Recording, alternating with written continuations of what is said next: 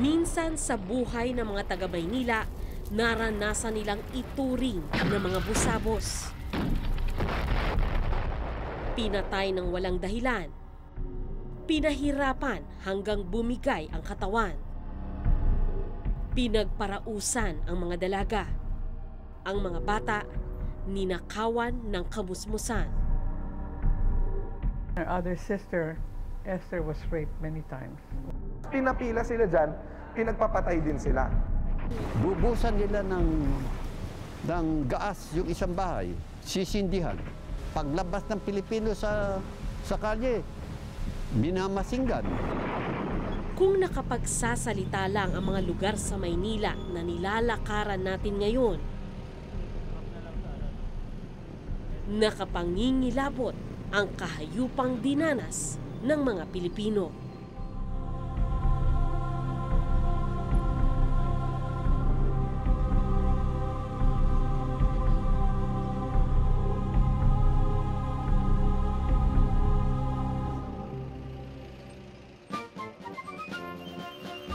Masarap pagmasdan ang mga litrato ng Maynila bago ang World War II. Mas moderno ito kesa sa maraming bansa sa Asya.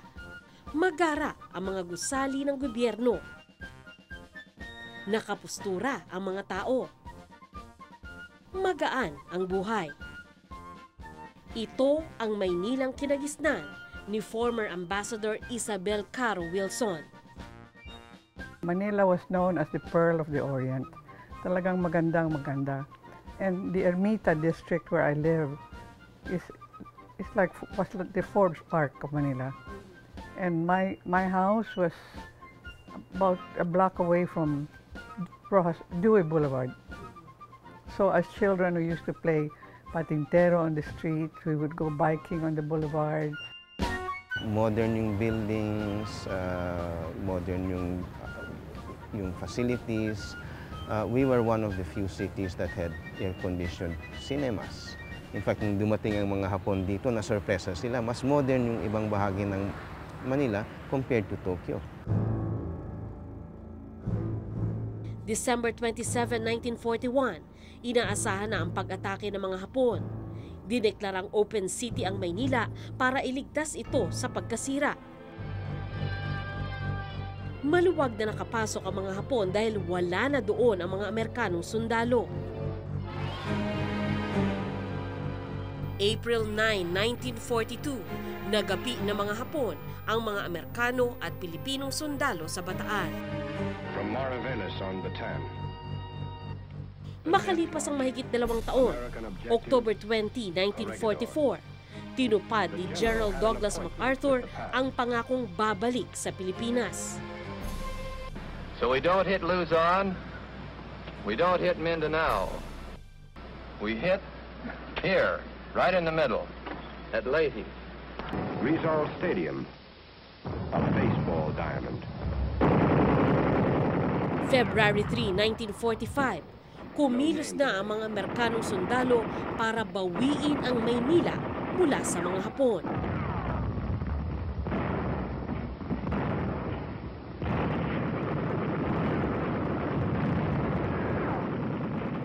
Sa loob ng 28 araw, naganap ang tinaguriang Battle for Manila.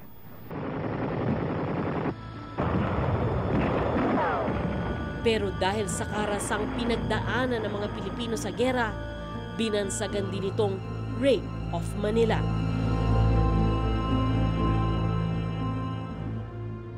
Si Ambassador Wilson, 14 years old noon.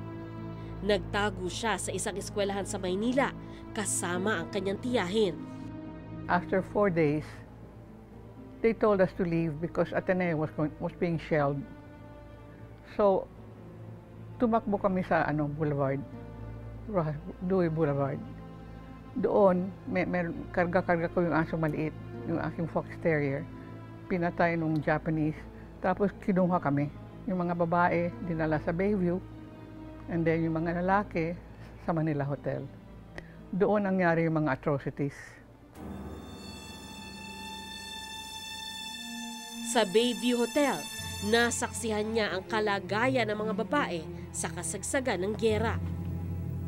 Mga alas 6 ng gabi, nakaupo ko dun sa tabi ng bintana. Mahaba yung buhok ko.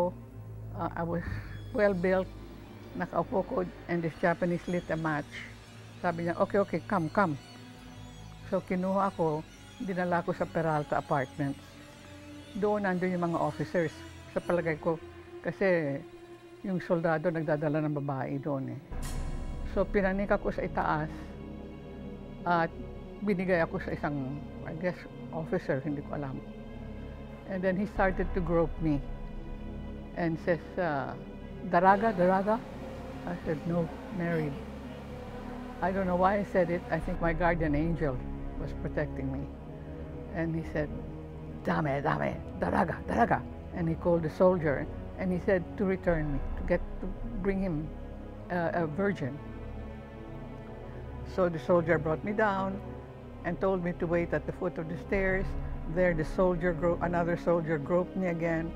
And then my soldier escort took me, gave me biscuits. I guess he realized I was really young.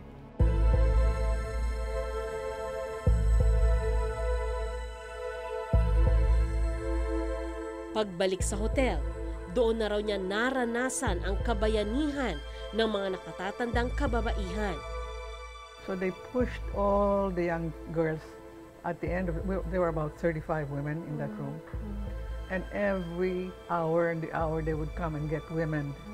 And there were some white Russian prostitutes who were also there helping and offering themselves. Pero 3 dalagang kaibigan niya ang hindi pinalad. Well, there were Esther, Evan, and Priscilla. They were in another room. But Priscilla was young, and when they couldn't penetrate her, they just cut her up. So when she went back to her sister, the room, she was crying and she was bleeding. Then her other sister, Esther, was raped many times. Esther, in the end, committed suicide. I guess she was really damaged.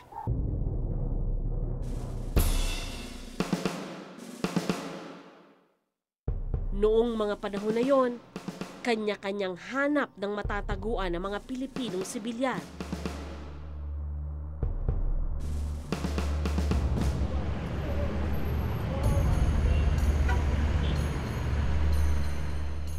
Isa sa mga tinakbuhan nila ang eskwelahan ng Lasal sa Taft Avenue. Hindi nila sukat akalaing isang massacre ang magaganap sa Lasal.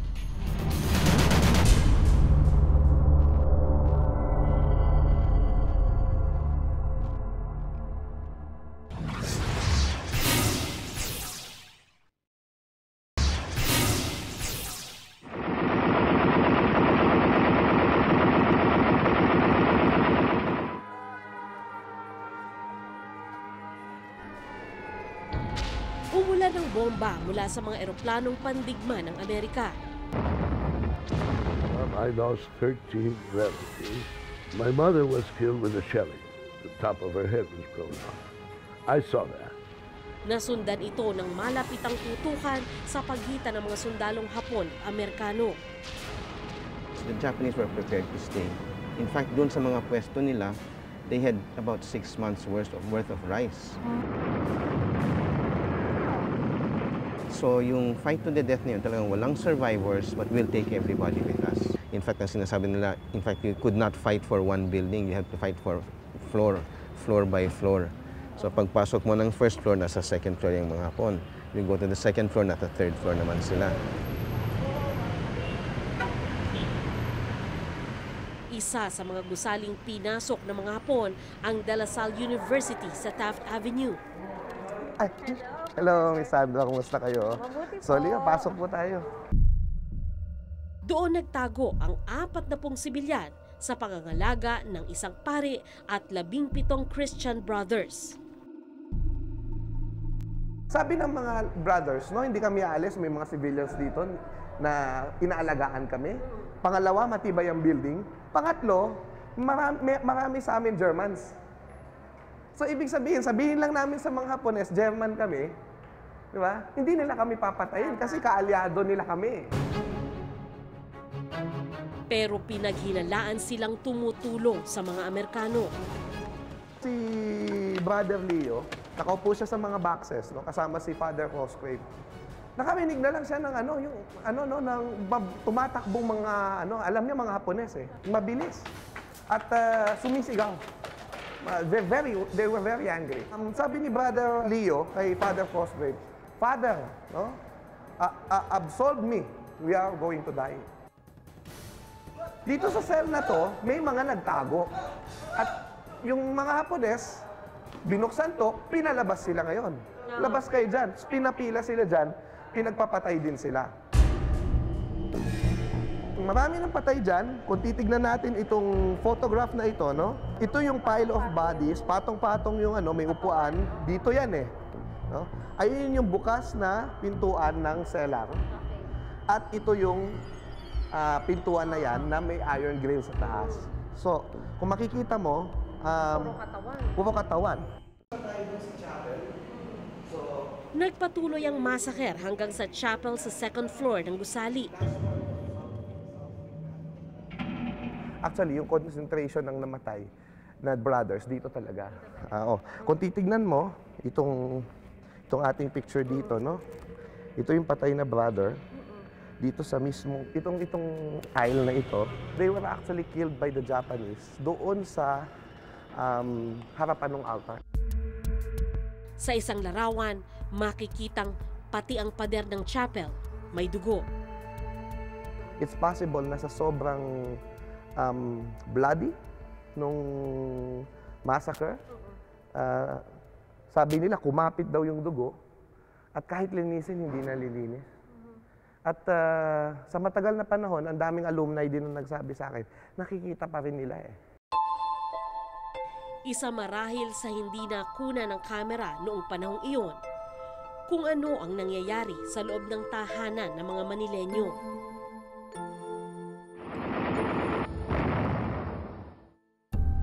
Pero iginuhit ito ng ilang artist na nakasaksi sa gera, gaya ng rape and massacre in Ermita ni Diosdado Lorenzo at Doomed Family ni Dominador Castañeda. Sa isang bidyong ito, makikita ang isang amang bit-bit ang isang sanggol na binawian ng buhay. Maraming kwento tungkol sa mga musmos at kababaihang nakatikim ng kalupitan ng gera. There are also cases na yung mga bata kasi umiiyak yung mga bata. Ayaw ng mga Hapon ng ingay sa digmaan. So kinukuha nila yung mga bata at tinatapon sa ere and then being caught by the bayonet. Some of the worst ones, mga babae kung minsan pinuputol yung dibdib. May mga lalaki namang napugutan ng ulo. Palaisipan daw kay retired Colonel Armando Gatmaytan kung ano ang sinapit ng kanyang dalawang kapatid noong gera. November 1944, 13 years old na ako. Maniwala ka niyang pumasok yung Kempetay doon sa bahay namin. Talagang buong gabi yun, nanginginig ako.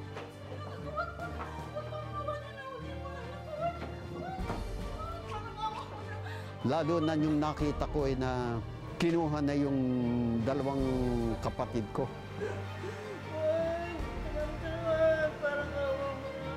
Ako'y awang-awa dun sa mother ko. Kasi nga, nawalan siyang dalawang anak na lalaki. Ang father ko nagtago. Yung isang brother ko nagtago rin. Siya raw ang naghahanap noon sa dalawang kapatid niya kaya kung saan-saan siya nakarating. Yung November, December, January, meron na akong napupunta sa Ermita, Malate, sa mga crossing ng kalye. Yung pala, ang kinalabasan, yung nagmamasaker na, nagtayo ng mga masinggan, yung mga Hapon, doon. Bubusan nila ng gaas yung isang bahay, sisindihan. Pag nagliyab, natural, labasan ng mga Pilipino. Paglabas ng Pilipino sa kalye, minamasinggan.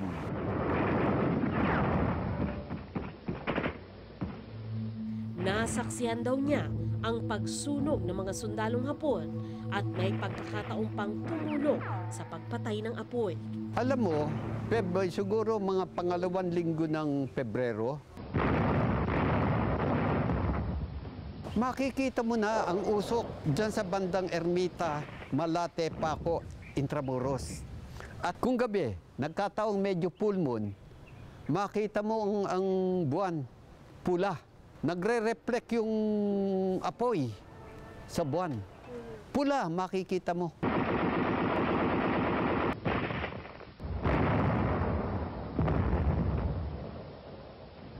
Nang matapos ang giyera sa Maynila noong March 3, 1945, naglabasan ang mga Pilipino sa kanilang pinagtataguan. At ito na ang Maynilang nakita nila.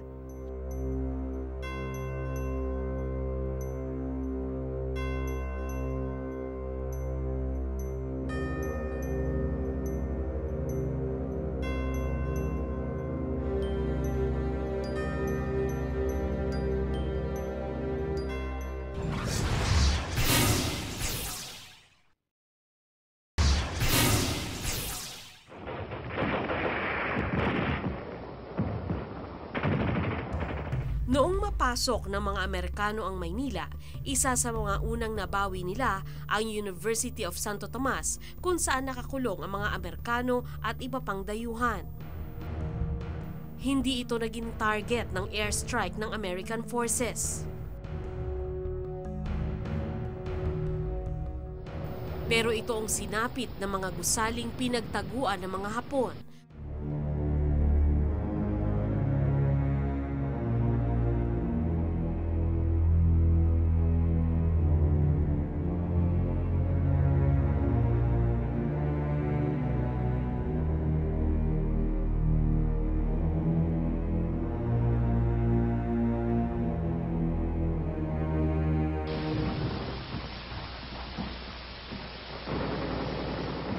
Sinalakay naman ng tangke ng Amerika ang mga Hapon na nagkuta sa Fort Santiago. Ang importansya nito was of course, this covers the Pasig River. Kaya ginamit ng Kastila, ginamit ng Amerikano, ginamit ng Hapon. Kasi whoever controls this, control niya yung papasok sa Pasig River, I see. Very strategic. Oo, strategic siya. So ito nasa kanan. Dito ikinulong at pinahirapan ang mga kalalakihang pinagsuspetsahang tumutulong sa mga Amerikano.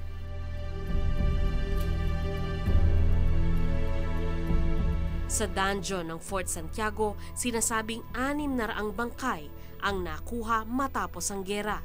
Doon na sila nilagay sa dungeon. So yung iba siguro nasuffocate doon. Yung iba, siyempre wala silang kain, wala silang tubig. And then yung iba talagang sinunog talaga. Ang mga pader ng Fort Santiago, animoy nagkukwento. Ito yung mga bala na ito. This shows mga just butas, mga original ito. No?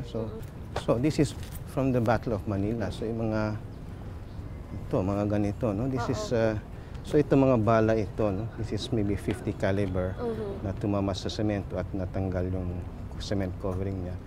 Pinaniniwala ang umabot sa 100,000 ang sibilyang namatay sa giyera sa Maynila. Yung sinasabi nga ng ibang Hapon by 1944 was 99% of Filipinos are pro-American and 1% are liars. To them, the civilian population was an enemy. From northwest, too much from northwest to southeast. That is good. That is right on the ball.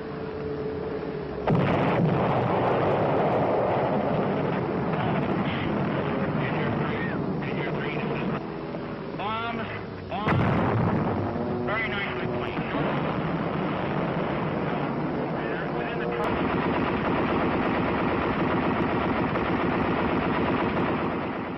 Mga miyembro ng Japanese Navy ang nakasagupa ng mga Amerikano sa Maynila.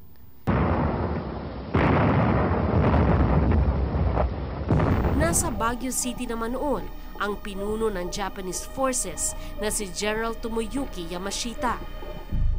Ang tanong, utos ba mula sa itaas ang kalupitang dinanas ng mga taga-Maynila?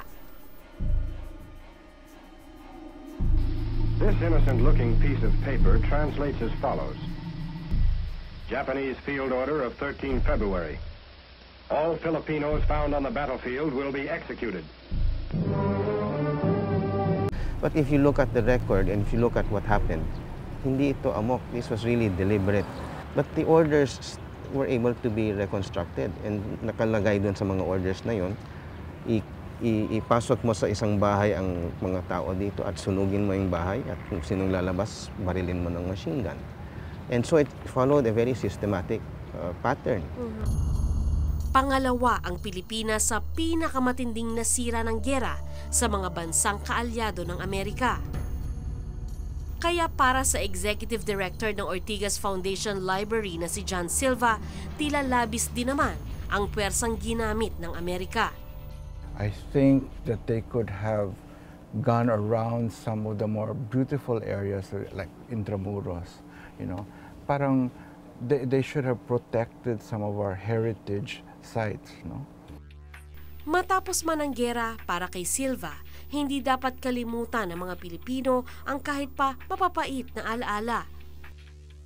Makalipas daw kasi ang 69 na taon, merong nagtatangkang baguhin ang kasaysayan. To review yung apology na binigay ng previous Japanese administration na sorry for the Comfort Women situation. Ngayon, sinasabi nila, i-review namin yan at saka maybe baka masama yan. We should not have apologized. May shrine na nag-adore sa mga Japanese na ito, and yet dito sa atin, war criminals sila, and then your Prime Minister makes a visit sa Yasukuni Shrine. Masama yan. That should not be accepted. I really think that every time such moves is being done by the Japanese government, we must always say that's not true. Ang ilan sa mga biktima ng World War II nagsama-sama sa isang organisasyon, ang Memorare Foundation, Inc. We're not seeking retribution. We're just we commemorating and we're seeking recognition. No one wins in war.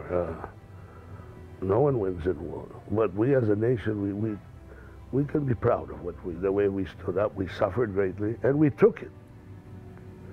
And we took it, and we built on. Our lives moved on. So ngayon, Ma'am, when you look back, there's no anger? Do you forgive? Are you angry? I said, listen, I cannot be angry all my life. Have I forgiven? I suppose I have, but I haven't forgotten. That from this solemn occasion, a better world shall emerge out of the blood and carnage of the past. A world founded upon faith and understanding. Sana nga hindi na madagdagan pa ang buhay na ibinuwi sa giyera. Dahil dun lang natin masasabi na natutunan natin ang leksyon ng Battle for Manila. Ako si Sandra Aguinaldo at ito ang Eyewitness.